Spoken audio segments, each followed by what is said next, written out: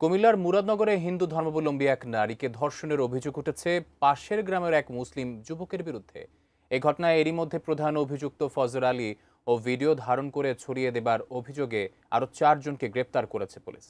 আলোচিত এই ধর্ষণকাণ্ডে এবার মুখ খুলেছেন বিএনপির মহাসচিব মির্জা ফখরুল ইসলাম আলমগীর। মুরাদনগরের বিশৃঙ্খলার জন্য এক উপদেষ্টার প্রতি আঙুল তুললেন তিনি, কিন্তু কোন উপদেষ্টার কথা বললেন মির্জা ফখরুল? আরো জানাচ্ছেন এস.আই. রাজ।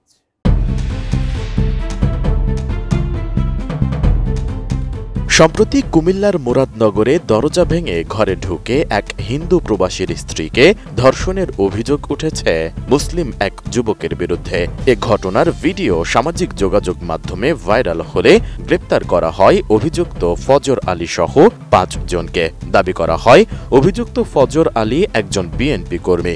এ ঘটনায় গভীর উদ্বেগ প্রকাশ করে তীব্র নিন্দা ও প্রতিবাদ জানিয়েছেন বিএনপি মহাসচিব মির্জা ফখরুল ইসলাম আলমগীর। তিনি বলেন, নারী নির্যাতনকারী অপরাধীদের কোনো রাজনৈতিক পরিচয় থাকতে পারে না, তারা মানব সভ্যতার শত্রু। আমি অবিলম্বে এই নারীকে নির্যাতনকারী দুষ্কৃতিকারীদের দৃষ্টান্তমূলক শাস্তির জোর আহ্বান জানাচ্ছি।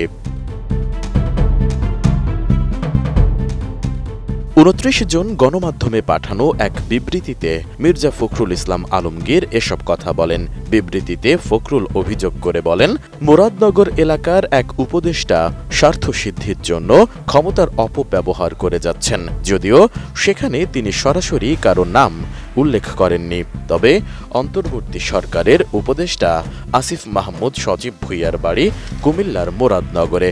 আর এই ঘটনার পর সামাজিক যোগাযোগ মাধ্যমে তিনি একটি পোস্টও দেন। 28 জুন দেওয়া ফেসবুকের ওই পোস্টে আসিফ মাহমুদ লেখেন, মুরাদনগরে সকল আওয়ামী সন্ত্রাসীদের যারা আশ্রয় প্রশ্রয় দিচ্ছেন, পুনর্বাসন এবং ক্ষমতায়নের মাধ্যমে সাধারণ মানুষের ওপর অত্যাচার, নির্যাতন, চাঁদাবাজি, ধর্ষণের উদ্দেশ্যে ছেড়ে দিয়েছেন, আজকের পরিস্থিতির জন্য তারাই দায়ী। এর আগেও চাঁদাবাজকে হাতে নাতে গ্রেপ্তার করায় তাকে ছিনিয়ে নিতে থানায় হামলা ভাঙচুর করে এক মাফিয়ার বাহিনী। আজকে আমি লজ্জিত, আমার বলার ভাষা নেই। এলাকার লোকজন দেখা হলেই বলে গণ অভ্যুত্থানে দেশ মুক্ত হয়েছে, কিন্তু মুরাদনগর আরো বড় মাফিয়াদের দখলে গেছে। টানা 7মবারের মতো বেস্ট টিস্যু পেপার ব্র্যান্ড হিসেবে স্বীকৃতি পেয়েছে বসুন্ধরা টিস্যু।